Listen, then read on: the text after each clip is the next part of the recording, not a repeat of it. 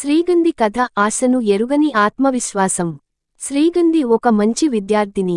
చిన్నప్పటి నుండి చదువు పట్ల ఆమెకు అభిరుచి ఎక్కువ. కాని విధి ఆమెకు చిన్న పరీక్షను ఎదురుచూపించింది. ఆమెకి ఒక దీర్ఘకాలిక వ్యాధి వచ్చింది. దానికి జీవితాంతం మందులు వాడాలి అని డాక్టర్లు చెప్పారు. ఆ వార్త విన్నప్పుడే శ్రీగంధి కాసేపు తడబడింది. కాని వెంటనే ఆమెలో ఒక నిర్ణయం పుట్టింది. నా శరీరానికి పరిమితి ఉన్నా నా కలలకు పరిమితి ఉండకూడదు. రోజూ మందులు వాడుకుంటూ కూడా తను ఆరోగ్యాన్ని జాగ్రత్తగా చూసుకుంటూ ఎంతో కష్టపడి చదువుకుంది. ఆరోగ్యం చెడకుండా ఉండేందుకు యోగ సాధన, ధ్యానం కూడా అలవాటు చేసుకుంది. ప్రతిరోజూ ఓ చిన్న అడుగు ముందుకు వేసింది. చివరికి ఆమె శ్రమకు ఫలితం కనిపించింది. మంచి ఉద్యోగ అవకాశాన్ని ఆమె సంపాదించింది, అది కూడా వర్క్ ఫ్రం హోం విధానంలో. ఇప్పుడు ఆమె ఆరోగ్యాన్ని కాపాడుకుంటూనే తన కలలను నిజం చేసుకుంటోంది.